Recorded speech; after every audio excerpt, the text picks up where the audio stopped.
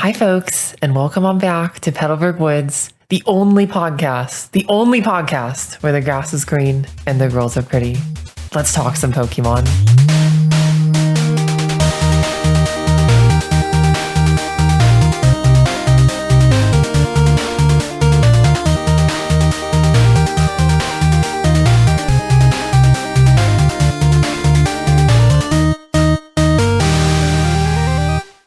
As always, this is the wonderful little show where we talk about not just Pokemon itself, but the culture, people, ideas, and feelings surrounding this wonderful series.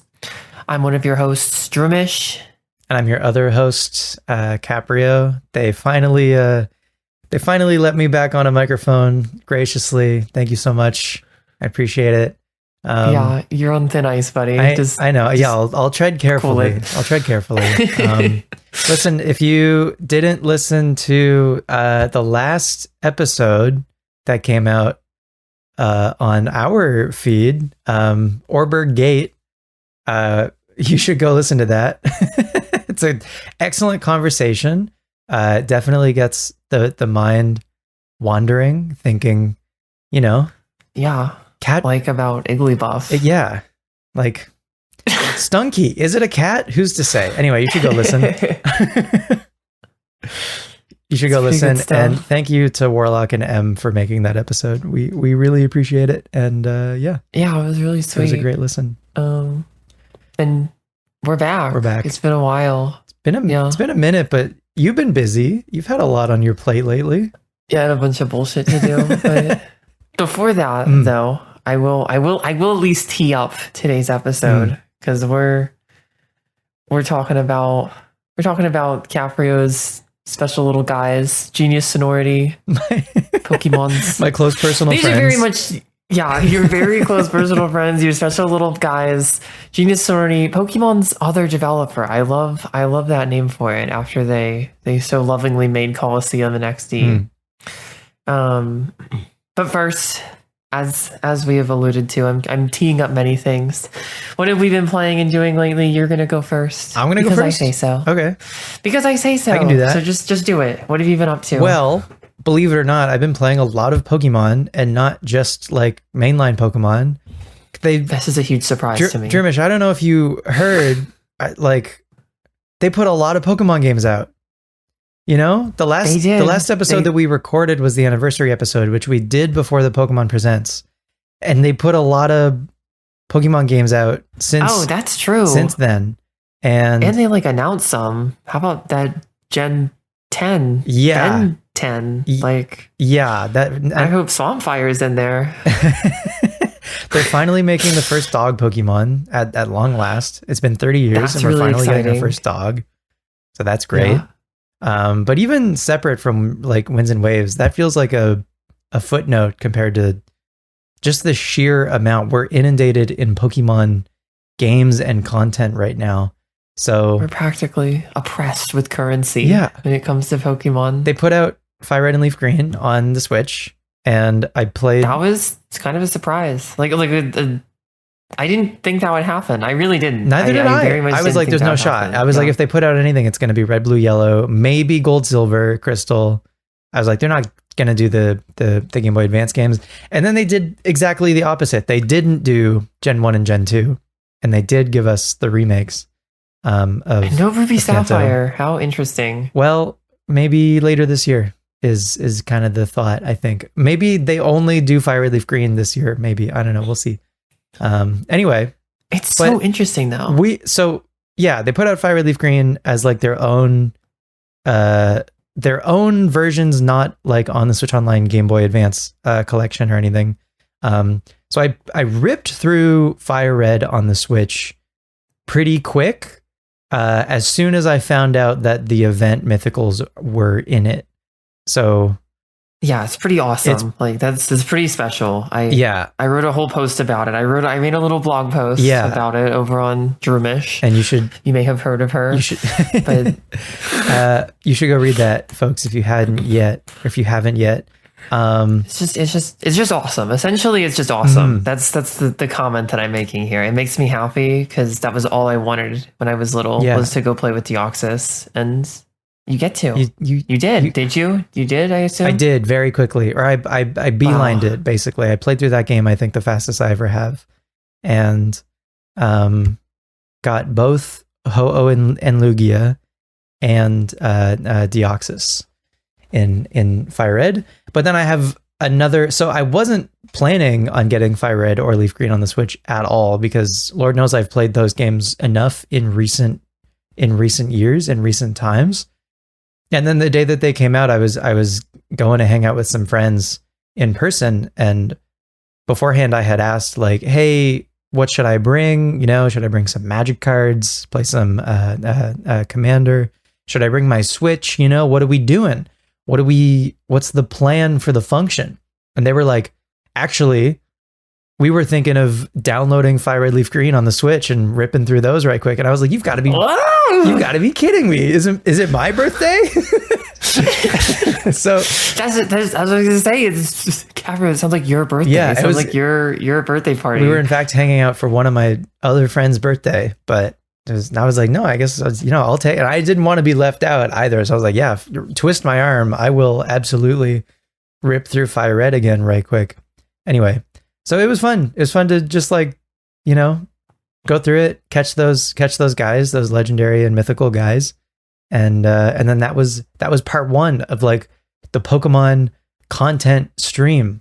So then Poketopia came out. Wait, can I have a tangent on the Fire Red Leaf Green re-releases?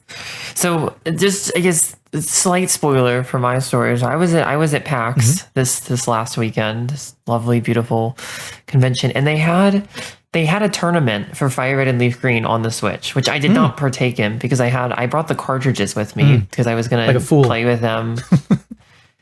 Not like a fool. I was gonna. They're digital now. I was gonna. We don't need cartridges anymore. I was gonna use my cartridge to like play and trade with Solerba again. We didn't end up doing this. We just kind of palled around, and it was very fun. However, I was intrigued by this Fire Red Leaf Green Switch tournament that they had because there's no Ruby and Sapphire to bounce off of it, and just like that.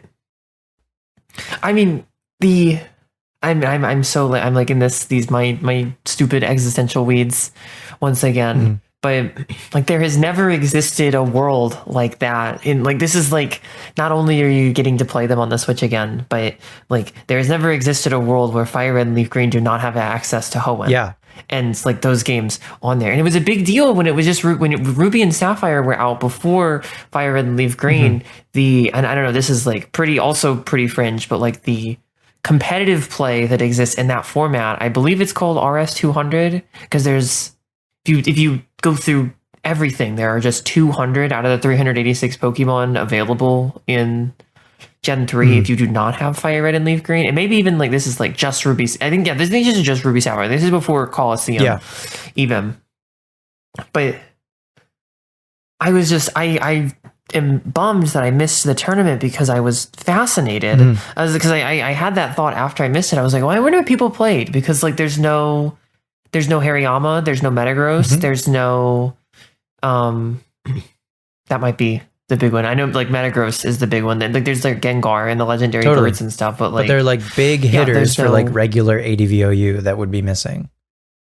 A ton of them. A ton of them would be gone. And I just think it's really cool that it's like, and I know it's like, oh, Kanto fever or whatever, but like mechanically this is, and especially if you're like going up against someone and trading, it's like, well, how far can you get without Hoenn, and how far can we take our battle without Hoenn? It's never been done before. So it's just a cool time, and it kind of made me want to get.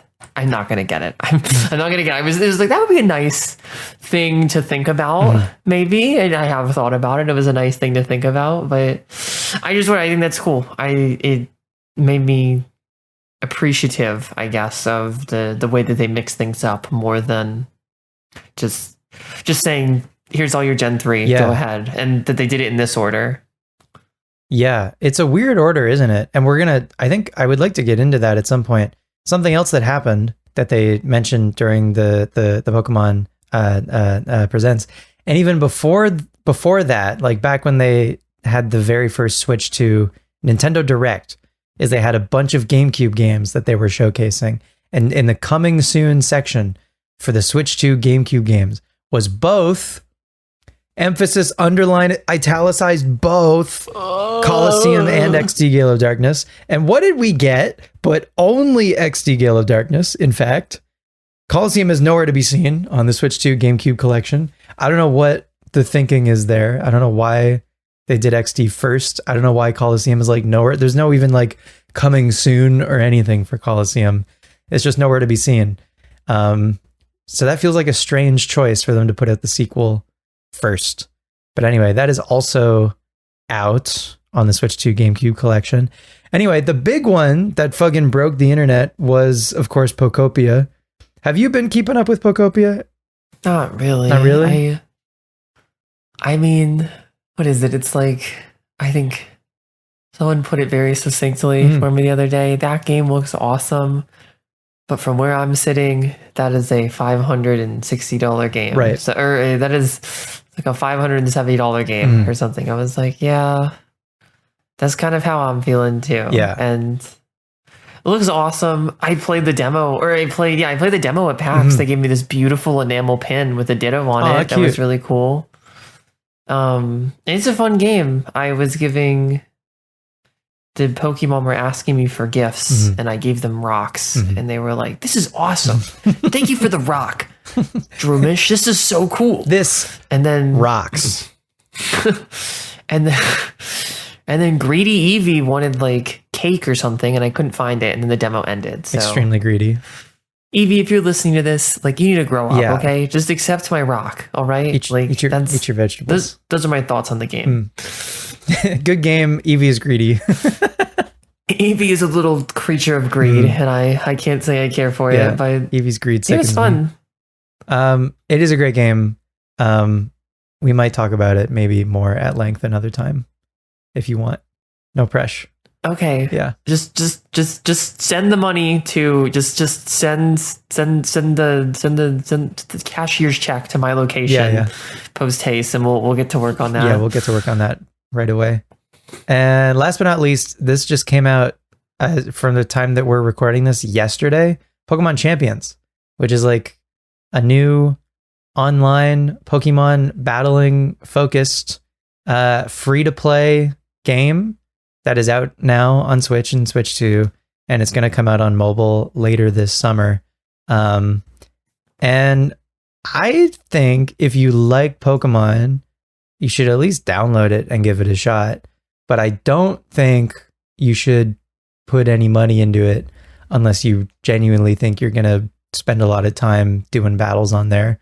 Because there's a lot of ways that they've monetized it already. You can buy a starter pack for it's 10 Canadian, so I want to say it's maybe like 7 or 8 US, and that gives you some stuff to help you out at the very beginning of the game. There's a battle pass, there's a fucking membership, which really brought me back to Club Penguin. seeing the amounts for the memberships, I couldn't believe it. Anyway, but Champions, all in all, so far, presentationally pretty good. The models for the guys look great. The battle animations look great. And the focus on competitive battling and trying to, I think they're making a concerted effort, at least at the beginning of the game. They like give you a tutorial and some like carrots for doing the tutorials. And there's even like a glossary in the menus of the game that kind of explains some terms and stuff. If you really wanted to like read about how some particular mechanics work, like terrain and weather and priority moves and a whole bunch of other like specifics. If you really wanted to dig into that, it is actually written and listed in the menus of this game, which is cool. So if you're curious, if you're interested in doing more Pokemon battles, playing against some folks online, right now, I think it has a pretty small pool of available Pokemon. So there's like a pretty low power level meta, there's no Urshifu, there's no Ogerpon, There's no legendaries. There's not even unevolved Pokemon other than Pikachu and one other Pokemon. But unplayable. But like there's not you can't even use like Eviolite Porygon 2 or something actually like that, unplayable. Right?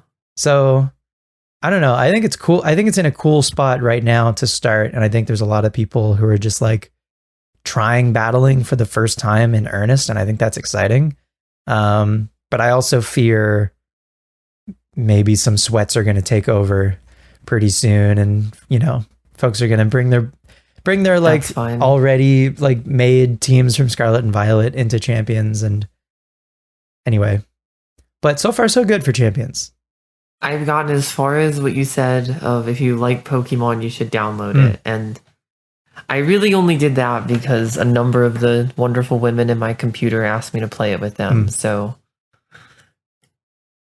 we'll see. We'll see if it takes hold in any way, shape, or form. I'm like I'm like kind of a battler, but this is like, I don't know. I'm like, I don't have any negative feelings about it. I'm just like, I'm like, how do I get? I think like my aversion is just because I've been having to do this a little bit recently. Okay. So like I don't know, like in my last in my dragon video, which you should go watch, and I should continue to be plugging, is that like I was like I need to get like a guy in Scarlet and to show off in the video. And I go into home, I fuss around in home for a while, I go through all the prompts, I get my Enamorous out, I move it over, and then I get to play with it, and then I put it back, and this is like a process at the bank or something. Sure. And I think about what Champions is and like how much like I'm being such a baby, but like all the spreadsheets of it, they're just like moving my things around and like moving them into Champions and just doing like, I just want to play. Yeah. That's why I like, I don't know, like, I mean, I didn't actually, so the line for Champions at PAX there's a demo. I could have gotten to play like a week early. I'm sure you saw some YouTube video. I get to play Pokemon Champions 1 week early, and that's really, really cool. I'm really happy for everyone who uploaded that and watched it. But it was like Rambats. They had like Rambats on the demo. Apparently, this is what I was told by my friend. She got to play, and it was like, and I was like, I was like, Rambats. That would be sick. Rambats in the game on the Switch. I don't think that's on there. And I was like, how does the demo have that? Like, why is that on the demo? But I guess that makes sense for like, it's like, oh, we got to get people to play this. Let's just load up some random Pokemon. They definitely wouldn't want people trying to like build a team in the 10 minutes that they have to play the demo or whatever. But it is a shame that Rambats isn't in the actual game right now. Hopefully they add that later, because that would be really fun. Really cool. Because you're right. I just want to play. Yeah. Like I find myself wanting to just like, I wish I could just throw this on. I love battling Pokemon. Yeah. And like team building is fine. So it adds up quick, I guess. The way that you get Pokemon in Champions itself is you have to recruit them. And when you recruit Pokemon, they give you like a murderer's row of 10 Pokemon at a time, and you choose one of them. And then you can either choose to recruit a Pokemon for free for 7 days, or you can pay an amount of like in-game currency, and then you just have that Pokemon in Champions. I don't think you can send a Pokemon from Champions into home and then into another game, but whatever. I think it would be cool if they added kind of like a Battle Factory adjacent thing where you recruited a team of 6 and then you just take those, like it gives you like that choice of 10. It was basically like a draft, right? They give you a choice of 10, you pick one, and then it gives you another 10 and you pick another until you have your team of 6. And then it would be cool if you could effectively do kind of Rambats, kind of Factory, but like you have some amount of like agency over the team that you have after you do like 6 drafts.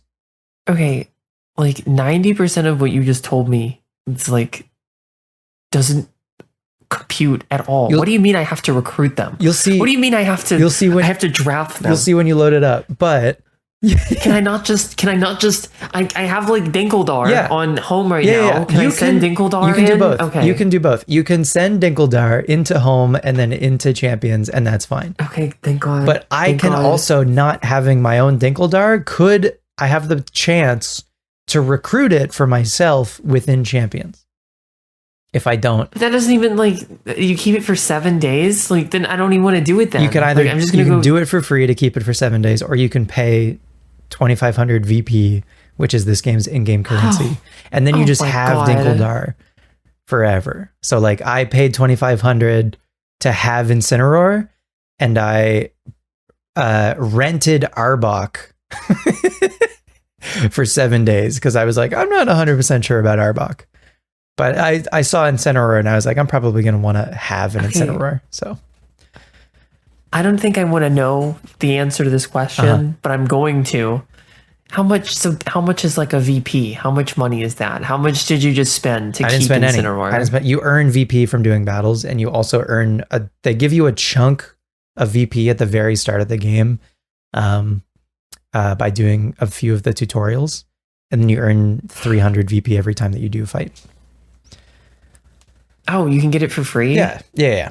That's the thing about champions. I haven't put any money into it, and I'm going to try to keep it free to play for as long as I'm going to try for like a month. It better be damn free to play. It's just the battle simulator. Yeah. Like, but they have monetized it in a number of ways already. I think the thing that if I decide I want to keep playing champions for a while, that I will allow myself to get would be the starter pack.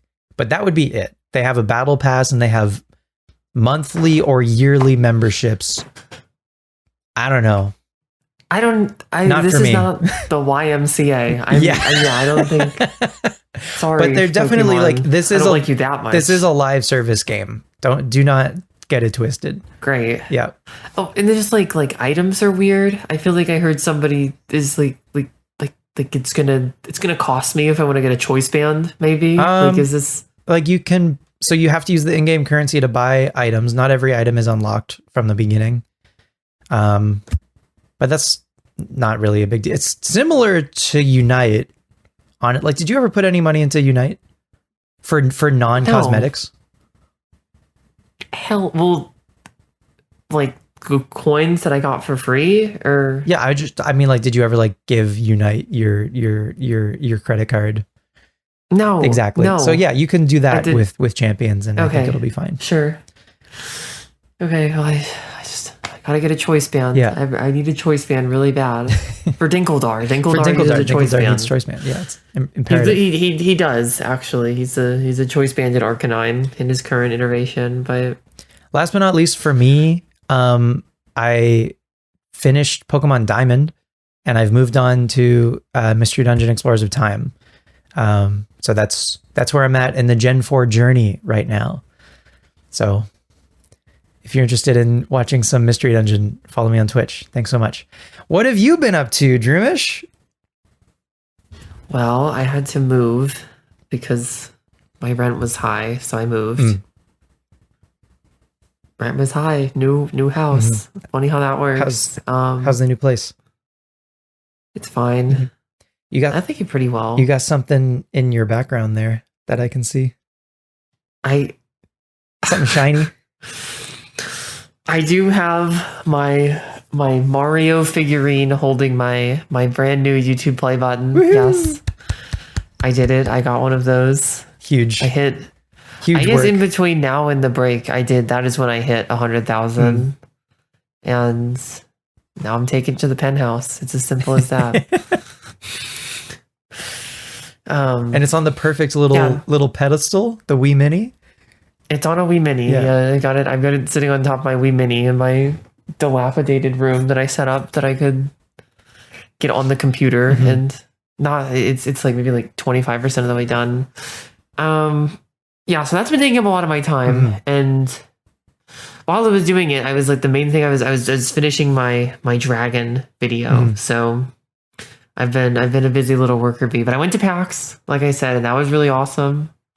Hung out with a lot of really cool and awesome people at PAX, and had just a really, really special time, I think. Poketopia was good, like I said. Bought some. I don't think I actually got any Pokemon cards. Kind of wish I had, but I got a handful of Magic cards. I know, it's just that was crazy of me. I bought the Knuckles the Echidna Magic card. Hell yeah! I mean, you have to. Just a thing that needs to exist really badly. And I did play. What was really, really cool was, and this was like for upcoming video. I got so many Street Pass hits. That was kind of the highlight of the weekend. I got an Eon ticket on my like relatively fresh save of Alpha Sapphire. Nice. That was really cool. Yeah, Pokemon on the 3DS is really, really cool. I wanted to get more like Friend Safari stuff set up, but I think I'll be okay with the amount that I did. And yeah, such a small thing, but it really made me so happy. Just like, I don't know, like every half hour or so, checking Alpha Sapphire, checking my 3DS, just Street Pass Plaza in general. And it's like, oh, you saw 6 new people. It's like, okay, this is awesome. Yeah. Like this, I see maybe in the town that I live in, I get to see maybe if I'm like religious about it, I get maybe 1 Street Pass hit like every 4 months, maybe. Like it's rare. And this was just it's rare. It's rare. This was nonstop. This was nonstop action. It made me so happy. And seeing the Eon ticket pop up and just how that works on those games is really, really cool. I said I've been playing Alpha Sapphire. Those games are fantastic. Thank God for the Dex Nav. Thank God for just how Hoenn looks on the 3DS. I won't get too far into it. The agents are listening to me. But it's a pretty great game. I'll allow it. Just this once. Thank you. Yeah, it was good, and it's been really, really crazy, but I'm back and we're back. I don't know, raring to go, I suppose. I'm not. You're back to streaming, right? I did stream Miraculous also. Mondays are so back. This Pokemon Champions game seems to have finished downloading. I have it in my hands. Okay. Right now, we'll see, women in my computer, if I end up playing it with you. But I am like seriously bummed that there's no unevolved Pokemon in it. Like, only for now. There will be eventually, but just for now. I guess I've been fascinated by the discussions that I've seen around it, because it's not like this is a rare case where it's like a very like, maybe not obvious, but like a very serious and constructive answer is go play Showdown. And like to people, I don't know, having a problem like to any number of issues with this game, is like, go play Showdown. Like Showdown works. And like, it's like, that's not like for like the Fire Red Leaf Green re-release, like that's not the same like can of worms. But I guess I just find it interesting. But I don't know, people talk. I suppose, because I don't really even know where I'm going with this. I guess the way that this game has been released is odd to me, and like I don't know, I guess, and it's always like, as many consoles and systems and generations as I have, like I kind of just like, I want to play matches more in Battle Revolution or like Ori Coliseum or something, where there's not like, I don't know, I like I have come around. I like limited Pokédexes. I like limited metagames, but it's weird that they're like, it's not like the blank cup or something. Like it's not like it's not the Iron Chungulus Cup going on right now or something, about like, oh, you can only use like these 100 Pokemon. Like, I don't know. Is that like not like a little bit weird? Like, of just, we don't have all the Pokemon in the Pokemon Simulator game, and also we can't talk about it, but there's a really good simulator that has all of them.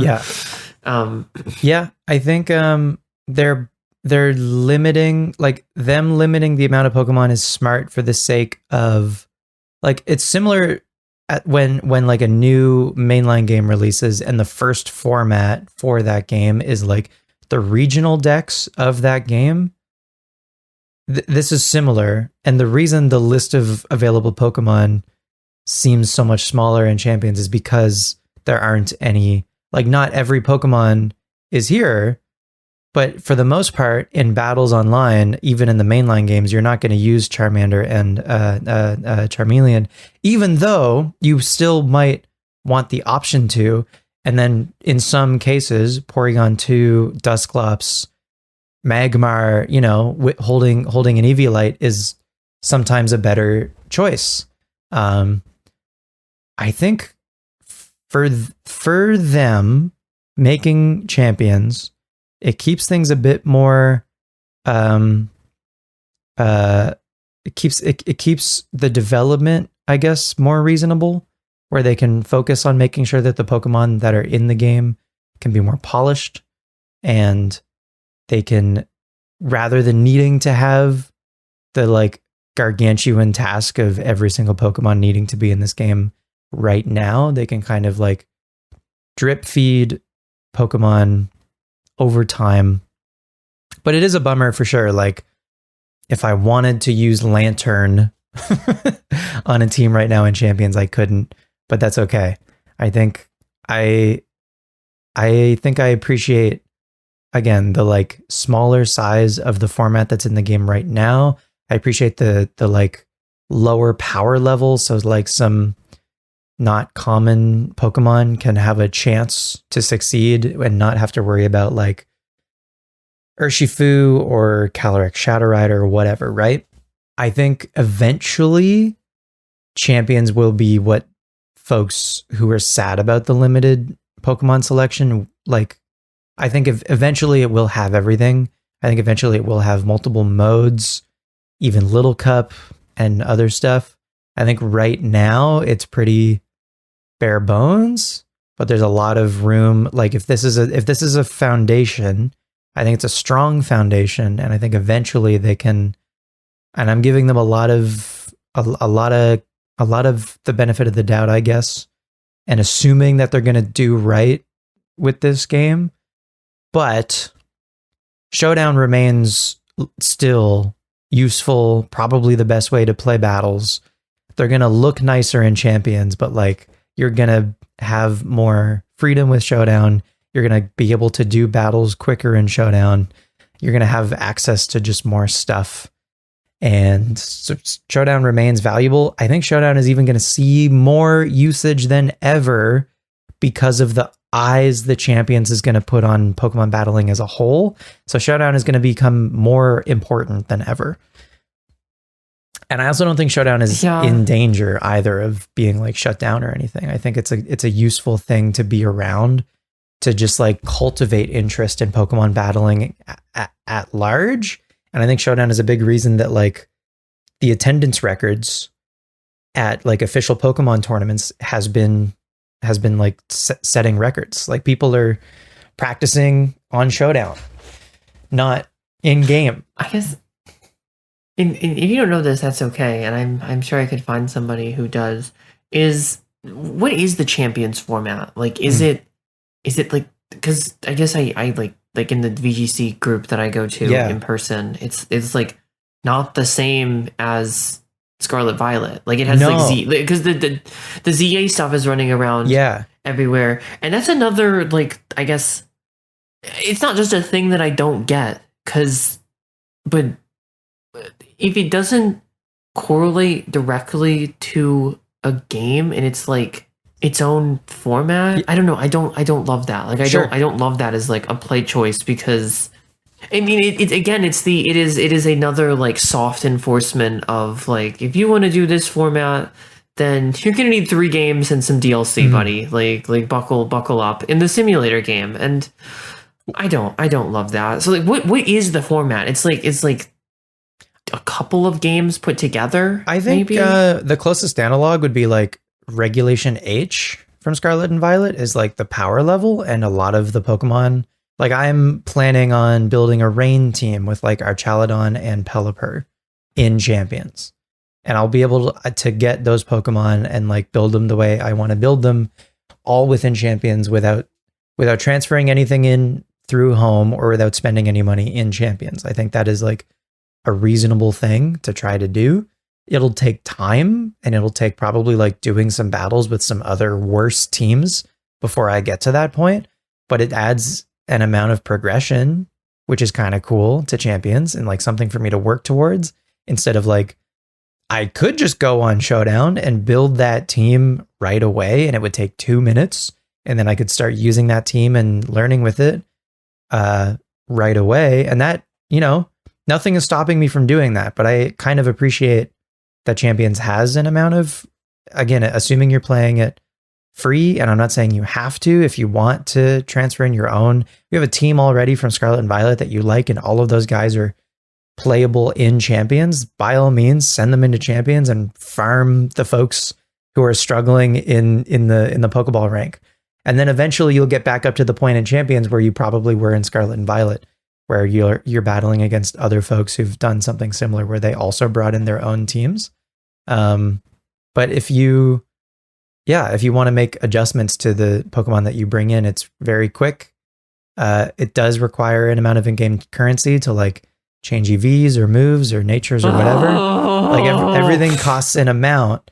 So it's not like totally unlimited the way that Showdown would be. So Showdown again is still this valuable thing. It takes like 2 hours in like Scarlet and Violet. Yeah, you don't even have to be that far in the game. That's like I don't even want Showdown as the analog. Like it's like setting all that stuff.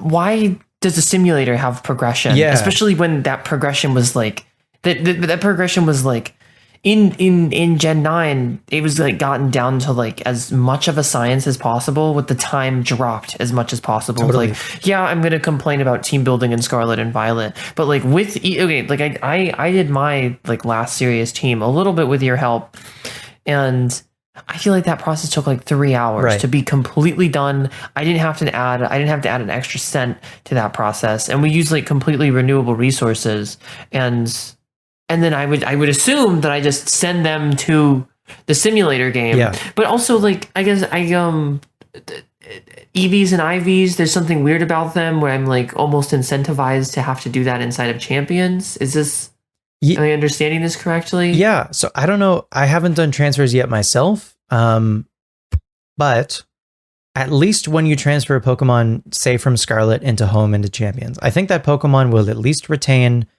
its nature and its moves and its ability. I don't know if it's EVs, because I think EVs and IVs. For one, I think Champions has done away with IVs full stop. And I think there are only, in fact, EVs that exist, or at least like for the sake of stat, maybe like every Pokemon has 31 in every stat now, like 31 IVs or something. I don't know how they've like done that. But anyway, IVs are not something that you can adjust anymore on a Pokemon in Champions, at least. So it's only EVs. So I don't know if you have a Pokemon EV trained in Scarlet Violet, when you send it into Champions, if it will have the same EVs or not. Assuming it does, then that Pokemon will just be like, you can use it immediately once it is in Champions. If it doesn't, then you'll have to spend some amount of in-game currency to EV train it in Champions. But at least, I guess the only other thing is Champions doesn't have terrestrialization yet. It has mega evolutions. So if you have a strategy built around terrestrialization, that won't work in Champions anymore. But mega evolution is in the game right now. And I think eventually will probably add terrestrialization. And I think they will eventually add probably Dynamax and probably Z moves over time. And I think they will have their own formats. Journeys. I need that Pokemon Journeys like championship battle where Ash does all of them. Totally. Yeah. And it's cool I would love that. At the beginning of Champions, you're given an Omni Ring, which it will allow you to do all of the gimmicks. I don't know. Overall, I think Champions at least is a nice thing for like Worlds this year is going to happen in Champions. And I think it's good for Game Freak that there is this now totally focused on battling game that competitive battling can take place in. So it alleviates a bit of the responsibility for the mainline games to like be totally competitively balanced, and maybe gives them more freedom to make decisions that are like main story first, before, like previously I feel like they had to make a bunch of concessions with moves and abilities and all of this stuff, because it still had to be balanced to a degree for competitive. Not saying the Pokemon is a perfectly balanced game. It's not, but they couldn't do anything. They couldn't make anything like extremely broken, where maybe now they could, the way that like a combo in a game like Slay the Spire can be like game breaking, like you can go infinite, right? Maybe now in like a single player Pokemon game, they could allow for strategies that let you more effectively break the game if you don't also have to worry about balancing for like the PvP competitive aspect of it. So that makes me excited for like some of the possibilities mechanically in Winds and Waves, at least, if they have this now totally separate game that is only for battling, and they can just focus on like keeping that balanced, and that's it. And they've even reworked some moves. Like they cut Protect. I think this is maybe the most notable one. Protect's total PP is now only 8, where previously I think it was 16. So like Protect's stall is like not nearly as much of a viable strategy as it used to be, just as one example. And they've adjusted. That's kind of crazy. Exactly. You got me. That's like a big and interesting change. They've adjusted the PP of a bunch of moves and the power and the accuracy and all of this stuff. And none of that has to affect the way that these moves are going to work in Winds and Waves. So all in all, Champions existing, I think, is excellent, but Showdown, if you just like instantly want to build a team and go on ladder, Showdown is still the place to do it. Champions is not the place yet. And I don't know that it ever will be, because I think they enjoy having an amount of progression to it, having an amount of like, you need to play an amount of this game to earn the in-game currency. And also that incentivizes, like, for the sake of saving time, spending money on it. Like they need to apply some amount of pressure to make you want to spend money. So Showdown is still the place to go if you want to play the game right now. I'm trying to think of like an analog to this, because like I think that the simulator game with progression is like mechanically on its face dumb. I just don't like, save it for the game that is the game. Yeah. Actually, like this is the little free to download like little accompanying tool. Yeah. Like. And this is supplementary. This is supplementary to the cinematic universe that they are building. And I don't know if I'm going to come up with an analog for this, but like, to be clear, I think it only has progression if you're playing it totally free to play. Because if you transfer in the guys that you already have from your other Pokemon games, Scarlet and Violet, Legends EA, whatever, then you'd have your team. Then there's nothing to work towards. You have your team. Playing totally free to play. There's like clothes and stuff, right? And then the items. Yeah, there's cosmetics, but what that's not progression. That's just like, okay.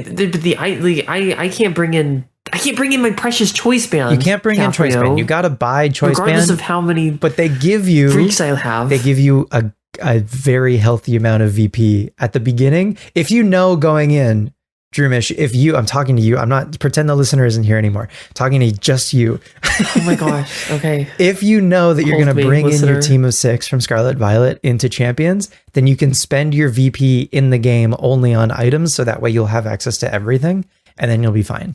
So don't worry about it too much. I am like infinitely puzzled, like by. And the anti-Jenners have always like rode so hard for this line of thought, is like, what is their fascination with like, because it's like I don't know, I always think of chess. I always compare it in my head to chess, and I'm like, damn, if I had to do a bunch of like, if I had to recruit my pieces like in Fire Emblem and chess, like I would hate the hell out of chess. Yeah. Chess would be an ass game that lies and cheats. If I had to, like, what is their fascination with like, oh, you have to like this isn't, I'm not gonna catch them. I'm not like these. I mean, I just like, it's so weird. In the supplementary context that I still have to earn all these things, when it's like, what about the thrill of battle and that weird guy from an anime who has a really long tongue and is like, I live for extremely competitive bouts. Like, I just want to have a good fight. Are you talking about Lickitung or Greninja? I'm talking about like Hisoka or something. like that's what I mean when I say that. Like, I just want to have a crazy fight. Like, I just want to fight at the highest level possible. I don't want to do the things that you said you were doing. Exactly. I want to battle. Yeah, you don't want to spend 5 hours unlocking the queen, because that's 5 hours you could have spent playing chess. I want to throw the game on. I just want to throw the game on. Totally. And they have this obsession with like I think we were using progression as a pretty big umbrella word, but like it's just like various forms of progression. And I think another like a perhaps a branch of what you said is like they always want there to be like an emotional piece to your characters. Like, oh, this isn't just an Arcanine. This is Dinkeldar, and you've gone on some sort of journey with Dinkeldar. And like that's really special, and there's like this emotional tie there, and the guy is gonna walk past the Sun and Moon store 20 years later and be like, I really need to buy Sun and Moon, but I can get to use Dinkeldar again.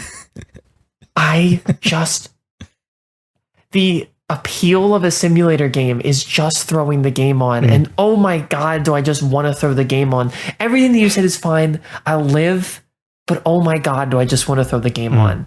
And the crossroads of simulator game with that progression is, I guess, as if like I'm not going to play it, fascinating, but even if it's just a kernel, very frustrating if I'm going to go do it, because it's like, what, this is just can I just fight? Can I just fight now? Can I like and not like I don't want to get dogged in Pokeball rank or whatever you were saying either. Like I want to fight my absolute hardest, and I want someone to fight their absolute hardest against me, and I want that to be, because that's already difficult, right? Like that's like I guess it's like the game that is challenging that I want to play at all points in this, or like at all points in this perspective, because of course I want to do the progression in Pokemon, but these are two different things.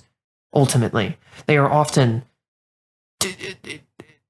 I guess, in full, they become two different things, even though they have linked them so often. But like that is already difficult.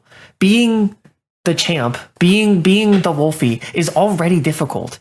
Like, it's not difficult to do these things, but like, and it's like you're saying, it's not even that big of a waste of time, but just like, oh, like that's how it always makes me feel. That's how it always makes me feel. And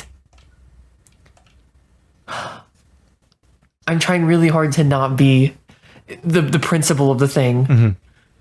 Little freak right now, but like, I think the solve that they had for letting you just like get a team and start playing right away was rental codes and rental teams.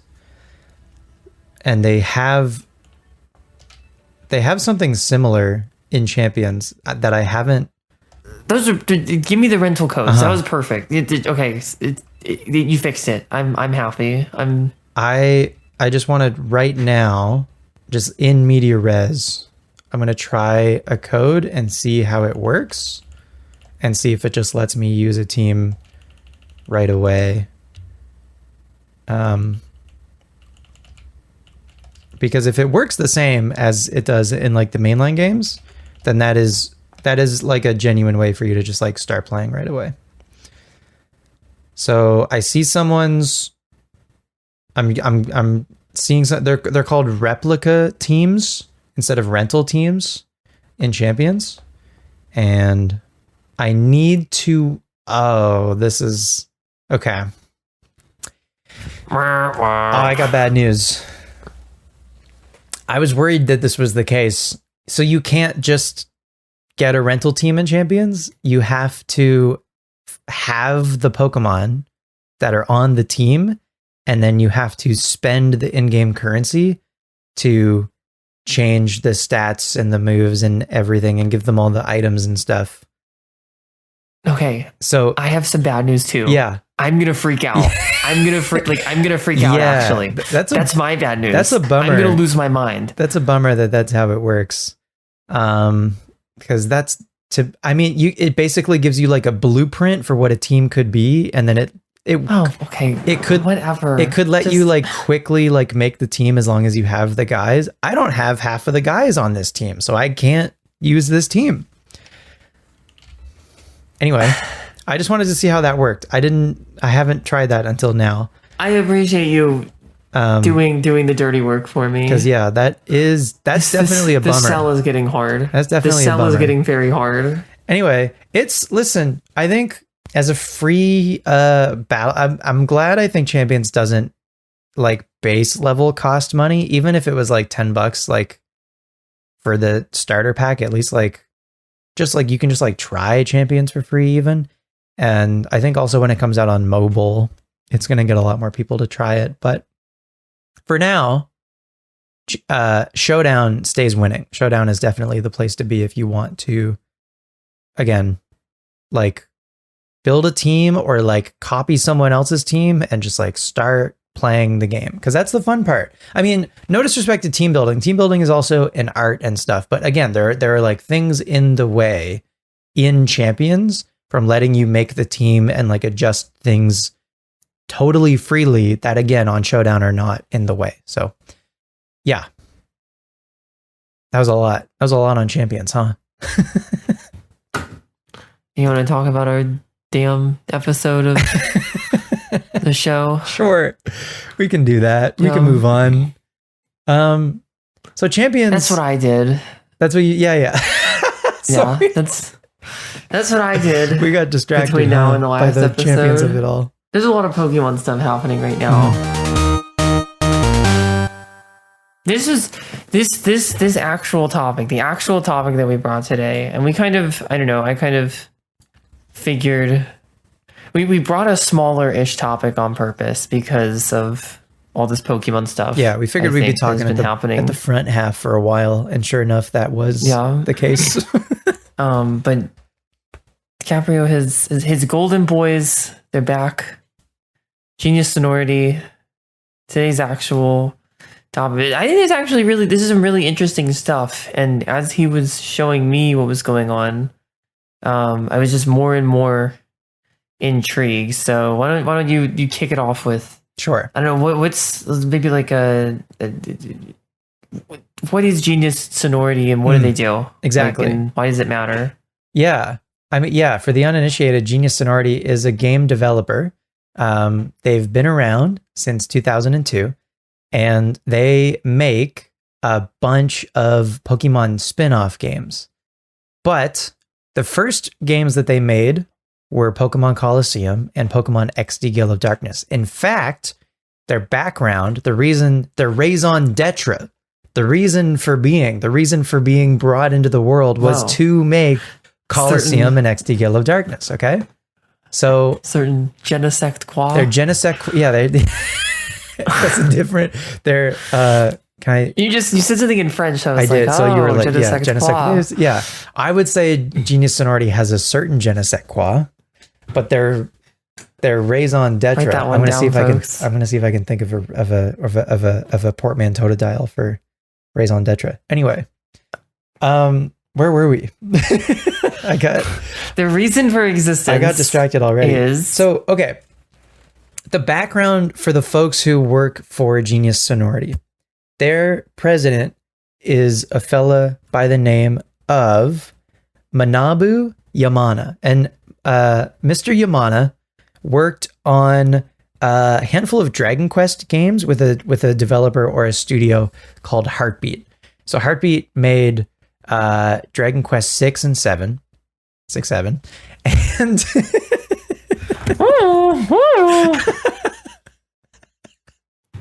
I fear I'm fully toasted. Yeah. So Heartbeat made a couple of really good Dragon Quest games, and then they split up, and Nintendo was like, hey, Manabu Yamana, do you and a handful of other folks want to come work with us, Nintendo? Us, Nintendo, will give you a bunch of money to create this brand new studio. You can call it whatever you want. And we would like you, as your first project, to make home console Pokemon games for the Nintendo GameCube. And Yamana was like, yeah, we can do that. So they called themselves Genius Sonority, which the name Genius Sonority was chosen to mean, quote unquote, resonating talents. is where the meaning of genius sonority apparently comes from. I'm getting this from the geniussonority.co.jp/about us website, by the way. Anyway, that's straight from the horse's mouth. That's straight from the website's mouth. Yeah. So they made. I feel that already. I feel like it bears mention. I mean, something really important about what you just said. Pokemon asked someone who wasn't Pokemon to make a Pokemon. Well, not Game Freak. Nintendo went over Game Freak's head and said, "Hey, we're going to ask these other people to make the GameCube Pokemon games. We're going to leave Game Freak." That's really interesting. We're going to leave Game Freak do these games on the handheld consoles. You know, your Game Boy, your Nintendo DS. We're going to ask these other folks. In fact, we're going to make we're going to make an entire new studio to make these other games. And so they come from a Dragon Quest background. I think it's cool to have that kind of insight into where the creators of Colosseum and XD were coming from when they made those games, is that they came from fresh off of making a couple of like Dragon Quest games, which is sick. There's a pretty, I would say, like damning like paper trail of Pokemon like following in the footsteps is the nice way to put it, or copying is the mean way to put it, just from like what Dragon Quest has done in the past, but I won't get into it today. Anyway, that's the beginning of genius sonority. I did not know that. Sorry? I did not know that. Like that's crazy that Nintendo said like you're gonna make Pokemon too, because like Pokemon is so precious as an IP about like development and stuff, and I feel like that's groundbreaking. That then big boss Nintendo said like these random group of guys, you're gonna start making some more Pokemon. And I think there were guys at least who were like, you know, had already made like JRPGs and had like Dragon Quest 6 and 7, I think, are also on the not edgier side, but maybe, I don't know, deal with maybe some more like adult themes. More than Pokemon at the time. Or not, well, actually not 7, but 6. I think 6 more so. 7 actually just got a pretty hefty remake. Anyway, but certainly, yeah, I think like this was also like at the time for Nintendo, like they were taking swings. One of the launch titles for the GameCube was fucking Luigi's Mansion. Like they were doing some weird stuff at this time anyway. So I think they were just kind of like in this experimental zone. It was like post Gen 2 Pokemon anyway, and they were probably seeing the numbers go down. So they were like, let's shake things up. Let's try something else. Let's get another team on this, we know, successful IP, but it's still like fresh enough that it like hasn't established enough of a legacy yet. Game Freak maybe isn't as like protective over it yet. So yeah, it was just, I think like kind of like the perfect timing for Nintendo to hire a different group of folks to make another, to have another shot at what a Pokemon game could be. And so we ended up getting Colosseum and XD Yellow Darkness, which pretty good Pokemon games, I think. I don't know that we've like... Yeah, I like them pretty well. Yeah, I don't know that we've ever like gotten into Colo and XD on this show before. I think I've done my bit on if you don't like them, you might not like Pokemon. Yeah. And I really stand by that. But isn't it crazy that like you can say that and these games weren't made by Game Freak? You know what I mean? That's true. I mean, as far as... Is that like very Dragon Quest-y of them to just be like fight? Like yeah. somewhat ambient story happening in the background? Because I think so.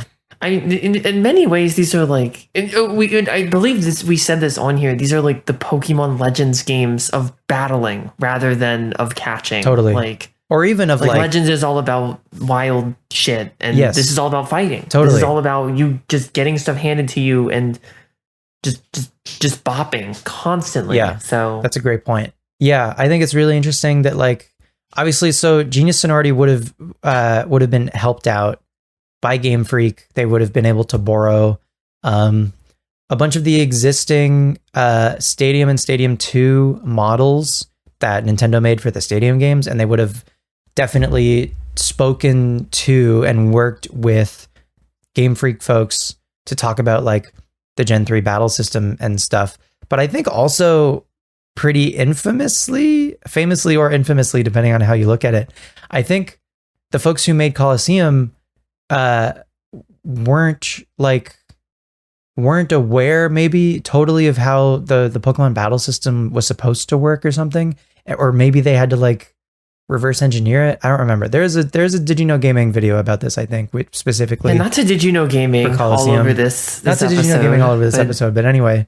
But yeah, I don't know. Like I think it was more so like they got to create the Ore region and Wes and the bike and all of that stuff, and they were like, yeah, what if we do double battles the whole time? And you're right, it was definitely like a Legends game. Like, it's still, I don't know how you classify these games, whether you classify them as mainline or spin-offs, but I don't know. I feel like actually they're spin-off games, Capreo, because it says so on the website, okay, even perfect. though they're probably more similar to mainline than Legends is, but that's good enough for me. They're mainline games. So sorry. Like I go what is it? Demonstrably rather than qualitatively. Whatever the two words are. I don't know. Like if it looks like a duck, it's a damn duck. Yeah. Okay? I don't care about your blue-footed booby nonsense over here. Like I don't care if it says so on the website, okay? You made it look like it. So it's a game. It's a real game. Anyway, but I think some of my favorite features of all time are in Colosseum and XD, particularly, and I mentioned these before, the battle CDs in XD Yellow Darkness are some of my favorite like Pokemon like battle mechanic puzzles that exist. And I think they should have those in Champions. They absolutely should. There's some like I was doing the tutorials for Champions, and they almost were reminiscent of the battle CDs. The only thing with the tutorials is they're like, you could set up a turbo controller pressing the A button over and over, and it would just do the tutorials for you, because the tutorials will select the moves for you, which is a huge bummer. I feel like the tutorials they could have been made more as a puzzle in an effort to teach you, rather than just like choosing the thing for you and telling you how a mechanic works.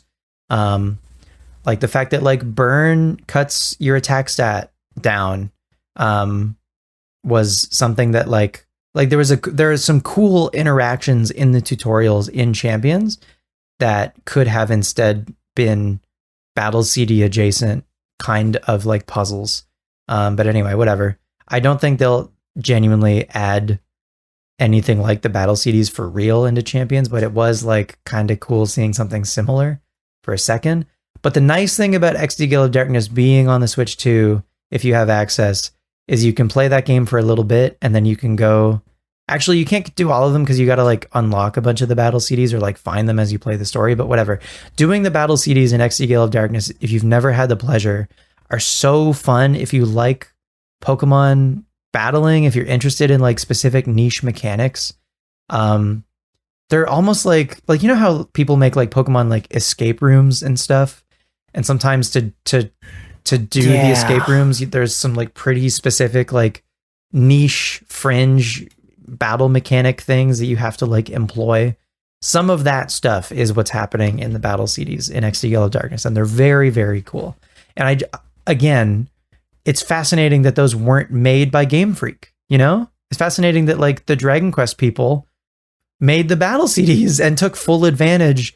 And same thing with like the boss battles in XD Yellow Darkness and Colosseum. It's like they took what was interesting about what Game Freak made, like the way that battles can happen, and they made better use of what Game Freak was doing in their own games. It's like they one-upped Game Freak with the system that Game Freak made. Isn't that crazy? I know, and that's like there's kind of like I guess like ripples in both directions of that, and like I was like, why that was the first thing I mentioned of like, oh, they're so precious about their brand, and it's like these games, they almost like seem to hide in a way, like they lean away from them, and many like the mainline games thing, like these don't have home connectivity, and they're not. They treat them like they treat them like bastard children. Well, they're treating them like they're spin-offs. Like they're treating them the same way as Stadium and Snap and they're like, we don't claim you. Yeah. We don't own you. But it's like they have full connectivity. You can get stuff from you can get stuff out of XD all the way up to like Scarlet Violet Home if you so want to. The chain exists. Yeah. And they are completely not attached not to Switch Online XD, to be clear. Yeah, that's it's just a little standalone adventure. And which I think given the way that the game was built, it's a little self-defeating. Not that it matters a huge amount. Like a little Pokemon game is a Pokemon game, but they try to separate them, and I was frustrated. It's frustrating me because it's like, oh, they're so similar, and it was built on purpose to be part of the. To be part of Pokemon's DNA, to be in the blood with everything else. And I almost get the impression it's like Game Freak is like, oh, because like we didn't do this. This is outside of the Game Freak uniformity. It's like it's lesser. This is not attached to us. This is not our thing as much as the things that we made. This is not you're not a pure-blooded Pokemon game. You have the tainted blood of Dragon Quest and edginess and Shadow the Hedgehog in here, and we don't like it as much as we do Fire Red and Leaf Green. And that's what always gets me ruffled about it. It almost feels like a favorite child vibe. And because there's so much stuff in here that is like, it is antithetical to how it is now. There's like the main character in Colosseum is a bad guy. Whoa! And kind of a bad guy. And pseudo anti-hero kind of little escape room puzzles like that, and the bosses are like, well, not nightmarish difficulty like you said. They're like they set up puzzles and are like, damn, that guy was like, they're doing Earthquake and Protect. Like I kind of have to work for this. Like this is not an mashable. This is not a mashable game. I'm gonna actually have to team build and play against these people, and they're obviously not about it, but there are so many ideas that were clearly and it's like more to your point. Why I'm saying all this is like, it's more clear than ever now that Genius Sonority was at the helm of these ideas. Like, we're gonna do stuff that is like, and to Did You Know Gaming on this episode, once again, the thing that I took from the Did You Know Gaming episode was I believe one of the stipulations of Colosseum and XD was like it can't be for babies. We think Pokemon is kind of for babies, and we want to make it like badass and cool. So they did. Yeah. And that got toned down a little bit in the second one, but it was still like pretty badass and cool, I think.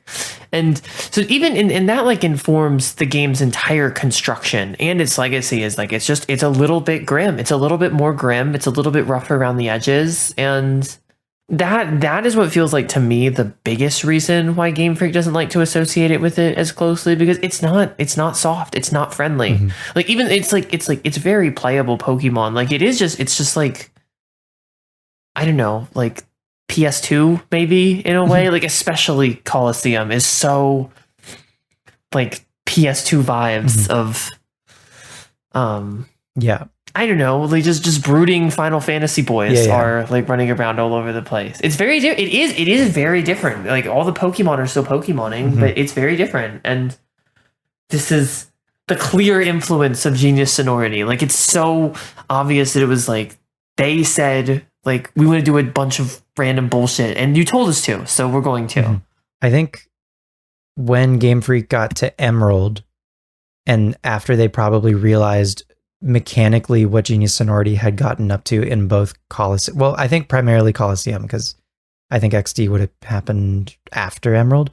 So I think when they saw what Genius Sonority got up to mechanically in Colosseum, I think the folks at Game Freak were like, we can't let them beat us like this. And I think that could maybe, I'm like big time like extrapolating or whatever, could potentially be the reason like the Battle Frontier exists, is the folks at Game Freak being like, oh, we we know how to do cool stuff with the mechanics in our game. We'll make a whole place dedicated to the cool stuff that you can do in the battles in our game. We're not gonna these guys, Earthquake, Protect, what? We're gonna show you. Okay, so maybe they got the final boss to do skill swap truant shenanigans, but we're gonna do some real damage. We're gonna make Palace Maven Spencer and then they'll see, we're gonna make the battle fucking pyramid, dude. We're gonna make the battle fucking factory, dude. So I think, and it was awesome. I think it was cool. Part of the reason, maybe, I don't know, obviously, to be a fly on the wall in those offices at that time would have been incredible. But I feel like part of the reason that Emerald has the frontier and has even like some of its like story fights, like particularly Tate and Liza comes to mind, of like them taking advantage more, so definitely more than in Ruby and Sapphire, of that being a double battle. Maybe taking some cues from Colosseum. I think you're right. It makes a lot of sense. And that the Colosseum is when this started happening for the series at large. That's when, Pokemon had competitive in Gen 2, sort of. Right. Like, I believe there were like battle cups in Japan or something. But the tour across America, which was like their first big thing, was, that's an undeniable thing to do with Genius Sonority. That was even if the games are running out of, even if the players are running out of Emerald cartridges, that is happening in XD, a game that was built for it. So I think you're absolutely right. Like it's more than just a surmisal. It's just true. Like it's literally just true, especially with XD, especially with XD. So, in keeping with the battling of it all, Genius Sonority was kept around after they made the GameCube titles.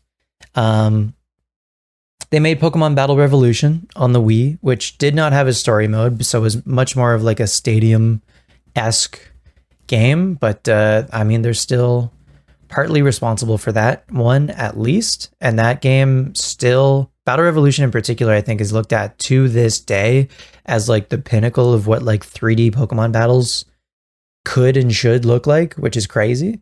But Battle Revolution is a really great game and a fun game to have Pokemon battles in, but it was maybe a little bit of a letdown after Colosseum and XD that it didn't have any sort of adventure. Did you feel that when you played Battle Revolution for the first time? Were you like, where's my story mode? No, because I was an insane little kid. I feel that way now. Yeah. Don't worry. I was just telling someone that I got Battle Revolution. I rented it from Blockbuster, which is probably not like the most usable form of that game. And I no-lifed the arcade mode or whatever, or like the playthrough. Like I did the rental teams and I played all the way through Mysterio. And that was like a big challenge because I was using their like kind of average rental teams trying to beat the bosses. And I thought that was really fun. Yeah. By a world to run around in. I don't know. It was so imaginative, and the music and stadiums are so evocative. Yeah. And in a very like thank God for Genius Sonority again. Like that's just how they made me feel on those. It's like I listen to that soundtrack all the time, and I think about was it called Pokopia, or like it's like Poketopia or something, or I think it was Poketopia. Okay, I think about Poketopia all the time, and like Main Street Coliseum, Gateway Coliseum, these looks, they tell a story. They do. Okay, I agree. It feels like a world. All of the stadiums, it really feels like a place. Yeah, I loved Battle Revolution as a kid. I haven't, honestly, part of the reason I'm excited about playing Gen 4 again is eventually we're going to go back to Battle Revolution.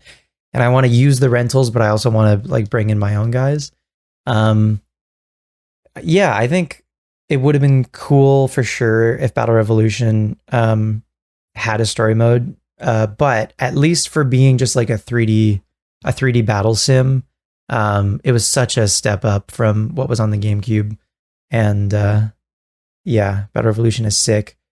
Also, I think we've mentioned this in the past too on a previous episode. It's just like playing online against people back in the day in that game was magical, you know, when like Wi-Fi was still new. Anyway, so I have nothing but good things to say about Battle Revolution. So that was partly Genius Sonority. They also did Pokemon Troze. So they were starting to get into true spin-off territory, you know, away from battling, away from whatever, but still making Pokemon games. The first spin-off game that they made, again, depending on how you look at Call XD and Battle Revolution, was Troze. And they continued to make, without spending a bunch of time on all of these games, they continued to make like puzzly Pokemon spin-offs for years, from the beginning of Troze.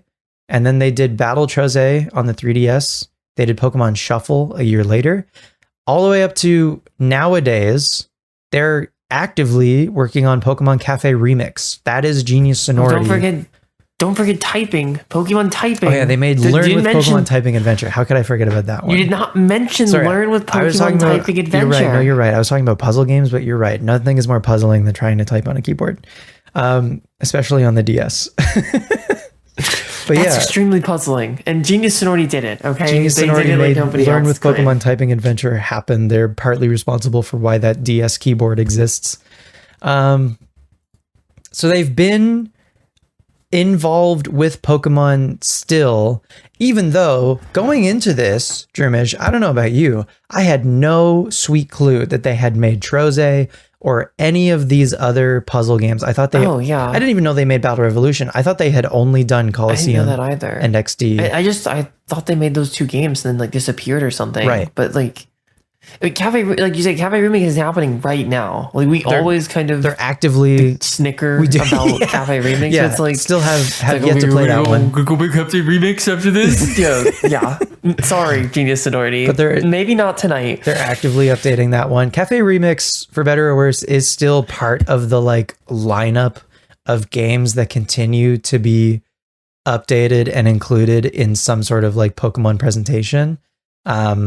Right alongside Go and TCG Pocket and now and Unite and now probably Champions. And I think Cafe Remix is like still in that mix, that remix, if you will. Anyway, so again, Genius Sonority has continued to make Pokemon spin-offs, but those aren't the only games that they make, Droomish. So the reason I even wanted to do this episode in the first place, I was on Instagram, I was scrolling as you do, you know, you see reels, the thumb swipes up, right? The Reelsler. They call me the Reelsler because I be keeping it real. And you know how people will genuinely, I will genuinely be keeping it so for real. Genuinely, you know how people will make videos of just like zero commentary, just like their camera is pointed at a game console and then they just start like playing a game. They'll just like load up a game. Yeah. Like someone will just like make like a 60-second video of them playing like Diddy Kong Racing on the N64 and that's the entire video. I have been seeing these on Instagram of somebody playing Shadows of Almia. Hell like yeah. Somebody just like catching, like there's no commentary. They're just making circles in Shadow of Almia. Right. Like, what is going? This is awesome. What's going on? Why? But they're not. Like, are you okay? They're not talking. Also, this is great. It's just like their iPhone camera as pointed at their DS or their TV or whatever. Yeah, it's great. I love this. So I saw one of these videos for the Nintendo DS game 100 Classic Books. Have you heard of this game? I think I've heard of this game thanks to the great influence of Did You Know Gaming once again, but so what do you think? I have not interacted with 100 Great No, Books. I also haven't had the pleasure. What do you think 100 Classic Books is about? I think they've got 100 classic books on there. I'm hoping. I wonder what the books are. I hope they have I hope it's not like 6 books and this is just a grave example like of false advertising or something. Like you're like jumping up and down in the game. This is a run and jump game. Actually, it's maybe a bit of a misnomer. This game is called 100 Classic Books, but it's actually the 5th entry in the Mega Man ZX series. So It's really, really good. would you like to take one guess? I will give you one guess about who the developer of 100 Classic Books is for the Nintendo DS. Is it your guy? Is it your guy? It's my close personal friend's Genius Sonority. Maybe, I don't know why, to keep the lights on in between Pokemon games or whatever. These mad lads in 2007 made the certified Nintendo DS Classic 100 Classic Books. So I'm watching this video on Instagram, right? And so, I'm seeing this person and they're loading up 100 Classic Books on their light pink Nintendo DS Lite. And I'm thinking, oh, fun. I've heard about this game before. It's funny that you can just read books and your Nintendo DS can effectively be like an e-reader. That's fun. And you know how before a game launches, it shows all of the like logos of all of the developers who made the game, right? So 100 Classic... Is this where you saw it? Yes, like on the video? Exactly. 100 Classic Books is launching and I see Genius Sonority and I paused the video and I closed. It got me to close. It actively failed as a successful reel for Instagram. I closed Instagram and I immediately messaged you and said, can we do an episode on Genius Sonority? Now I have to read 100 Classic Books. This is the catalyst. Really has Wi-Fi connection. Have you is interactive. I'm on the fortunately we can get 100 Classic Books right now for $6.99 on GameStop.com. Oh hell yeah. And what a steal. I'm seeing on the box that has Nintendo Wi-Fi connection. That's like What could you possibly need so you could read Wi-Fi for? So you could read books with your friends online. Connect wirelessly with friends to recommend your favorite stories or exchange reading stats, fostering a vibrant community of book lovers. The multiplayer quiz mode challenges your literary knowledge. They say they love their puzzles. Oh my god, they gamified it. It's adding battle a CDs for books. Twist to the traditional reading experience and making 100 Classic Books a standout title in the edutainment genre. Oh my god, that's incredible. That's truly incredible. I can't believe they have Letterboxd for books built into 100 Classic Books for the Nintendo DS. And it even has Wuthering Heights. I think that's like one of the highlighted books is Wuthering Heights. Yeah. Thank God. Incredible. So anyway, I'm going to go to the pawn shop and sell all of my Pokemon games, and I'm going to see if they have a copy of 100 Classic Books for the Nintendo DS for my golden boys, Genius Sonority. Anyway. I mean, if it just got 100 books on it, like that's just a good deal. Like that's just like I don't know. It's like there's nothing wrong with this. We don't like. I'm really.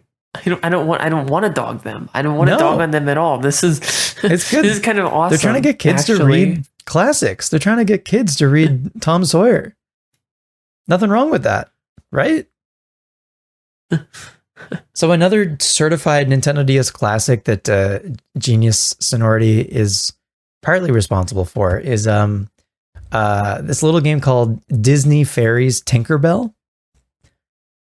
So they made that one. Okay. Yep. Big one. Yeah, I'm familiar, of course. I'm familiar with things that are good all the time. So and before that, in the same year, I can't believe they made both of these happen in the same year, but in the same year as 100 Classic Books, they went and made a Dragon Quest spinoff. They went back to their roots and made Dragon Quest Swords for the Nintendo Wii, which I think is like a motion, like a Wii motion. Yeah, like, it's gotta be a motion. Like predates Skyward Swords, like you move a sword with your Wiimote, but it's Dragon Quest. It's Red Steel. It's Red Steel, but make it Dragon Quest. You're right. Steel. Yeah, how could I forget about Dragon Quest Red Steel? I love Red Steel so much. So those are some of the other games that Genius Sonority is responsible for, but they also have their own series and their own IP. Droomish, did you know this? Did you know that Genius Sonority has their? I'm all of this is new to me. Beyond Coliseum Battle Revolution, beyond Coliseum XD, I'm like, holy shit, Genius Sonority, you've been up to some big things since the last time I checked in. So after they made a couple of Pokemon spin-offs, they made Troze, they made Typing Adventure, they made these other games that we talked about. They finally decided to come out the gate swinging. This was, in fact, immediately after they made Learn with Pokemon Typing Adventure. They decided to make their own game with their own IP called the Denpa Men. Have you heard of the Denpa Men? This is really familiar sounding. I don't think so, but so I hadn't heard of Denpa Men ever until just a couple of years ago when they put out the most recent game on the Nintendo Switch, which is called The New Denpa Men, which is a free-to-play game that you can just download from the Switch eShop. And it's a JRPG, and you have to recruit Denpa Men, which are these like little guys, this is like little mighty beans. Like, this is crazy. They're like little like Pikmin meets like Mii's characters. Yeah, they're little freaks. They look like mighty beans. They do. Have you seen mighty beans? They do kind of look just like mighty beans. Yeah, I think I had no idea. I had never heard of the Denpa Men before the latest game came out for the Switch. But it's great. It's great. It's just like simple JRPG mechanics, extremely laid back, extremely digestible. The Denpa Men themselves are pretty silly looking, and you should check out New Denpa Men on the Switch. It's free, so no barrier to entry there, which is nice. But they made a handful of Denpa Men games. The first one was on the 3DS, also on the eShop. This was an eShop exclusive, and they made a bunch of sequels after that, until eventually they made the New Denpa Men for mobile devices, and then, like I mentioned, the most recent in 2024, the New Denpa Men, which is on the Switch eShop, which is the one I recommend you check out. But also, if you're curious, you could go back to the very first one on the 3DS. If you've got a modded 3DS, I'm sure you could just download that. So that is Genius Sonority's own IP, is Denpa Men. Otherwise, they haven't done anything else. That's pretty much everything. Is they've made Pokemon spinoffs. They have a couple of those like weird oddities. They're slacking. 100 classic books, Disney Fairies, Tinkerbell. They went back to their roots to make another Dragon Quest, but notably a Dragon Quest spinoff, because they love making spinoffs. And then they've got their own IP with the Denpa Men. But Genius Sonority, as far as like developers go who have worked on Pokemon IP, are, in my opinion, like the second most like common, or like the second kind of like the second developer who comes to mind. Obviously, like Game Freak is like front of mind for a dev who makes Pokemon games. And in recent years, Ilka has been a bit of like a hot topic. But for my money, the fine folks at Genius Sonority are Pokemon's rather other developer. Thank you for coming to my TED Talk. That was exciting, and I didn't know about Genius Sonority's game. I think they just kind of, I don't know. I mean, Nintendo and Game Freak, they know what they want to do with Pokemon, but like, I kind of like what Genius Sonority does a little bit more, like, or like the choices they make and stuff, the choices they have made and stuff. It was really awesome. It is notable, I think, that they haven't been able to do something similar to Color XD, or even that they had their hands in another stadium like they had no part in making Champions. They've kind of been relegated to, it's almost like the folks at Game Freak kind of like said, listen, if you're going to make a Pokemon game with battling in it, then it's going to be us. So yeah, it's a bit of a bummer, honestly, that Genius Sonority has nothing against Troze or Shuffle or Cafe Remix even, but like I would love to see them have another crack at, the Pokemon, the battle mechanics, and another. Imagine if they had their hand at like another adventure, even like similar to Colo or XD. It's never gonna happen, but like, it's a shame that it's never gonna happen. And I feel so strongly, like I like knowingly, like I can see the future. Like there's like they have a snowball's chance in hell of ever making another Pokemon game with battling in it. and those games are great, and I like most of the ones that you said, but they're like particularly.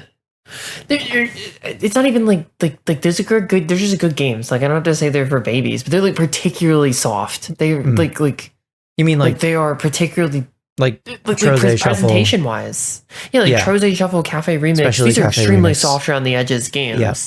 They are extremely palatable, and I don't know. I think they're extremely palatable. Like they're soft and sweet and cute and easy. Not necessarily. I don't mean like easy like difficulty wise. Like ease of consumption. And I don't know. None of that is to say that they're slop, but it's like I can't imagine that it was challenging the way that like Colosseum, especially when it's like, hey, you have to make something new, and you're gonna like we're not gonna rest until we do make something new. Like I feel like it couldn't possibly be challenging like that. But it kind of seems like it's their thing now. I mean, like they made the Denpa Men, and the Denpa Men looks this way that it does. Little mighty bean creatures running around. Like I mean, right. It all looks like it's kind of cut from the same cloth at this point. Right. I wonder what happened. I agree. It would be interesting to be a fly on the wall because they're clearly still very involved with Pokemon, but like totally everything is very, very soft and palatable now. Yeah, very round, very cute. That's a very good point, actually, that ever since, yeah, even including Denpa Men, you're right. Presentationally, it is like quite soft and cute, where, I mean, their beginnings were arguably the polar opposite, you know, like edgy, teenage boy, like dark, brooding, you know, Colosseum, like Wes, like the bike. Yeah, the bike. The bike that I love so much. The rocket bike. Yeah, that's a very good point. That I hadn't considered that. They just make little round guys now, They do. And that's fine. I just wonder, why are you making so many round guys? I guess that's probably what, I don't know if it's what they're being told to do. Like, I wonder how much of it is them being commissioned versus them getting to choose what they work on themselves. Did they not make Denpa Men like totally on their own though? Yeah, like they did. So that throws my argument out the window. well, it's still like that was one of the I am fascinated by this because that was one of the things about Colosseum where it was like we want to do it different. Like we think Pokemon could be really cool if it was a little bit more like Dragon Quest. But now like they're making some of the most Pokemon stuff I've ever seen. These like Cafe Remix is like the Pokemon's Pokemon because it's like the chibi.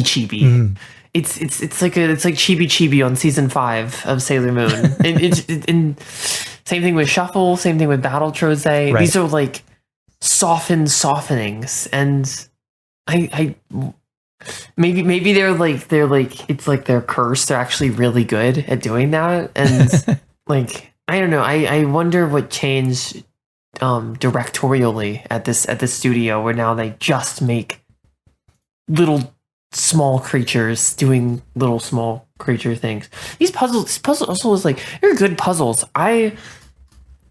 While frustrated with the monetization structure, I remember like being kind of amazed by Shuffle. Of like, damn, this is a good and hard game. Yeah. God.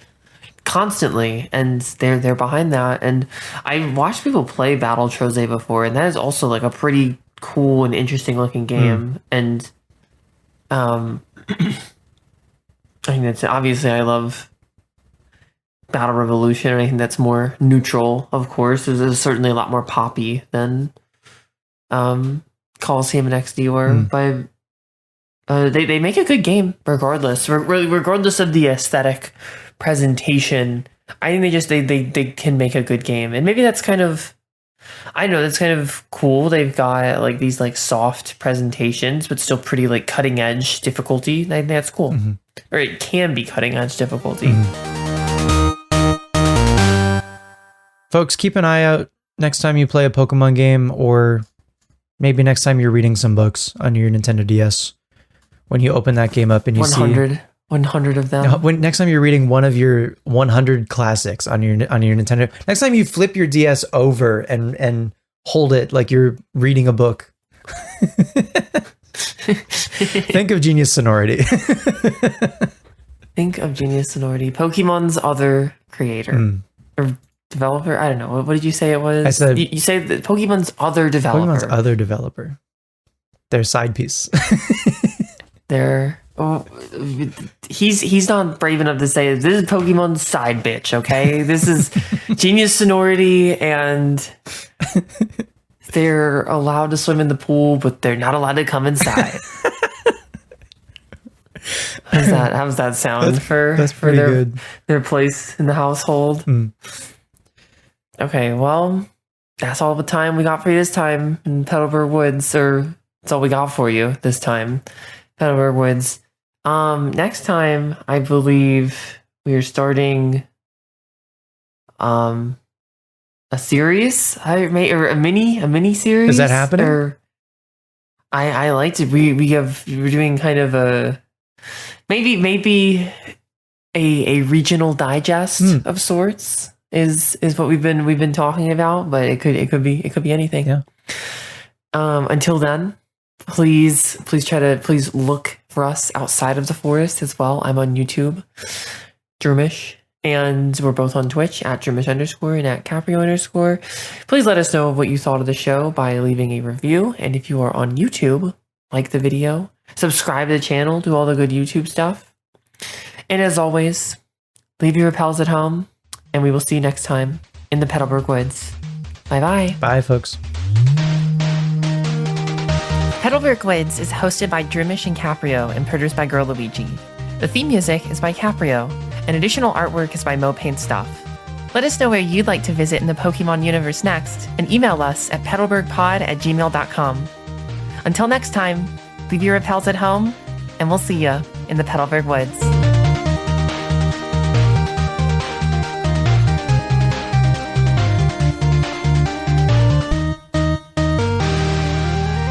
Also, we're filmed in front of a live studio audience, just by the way.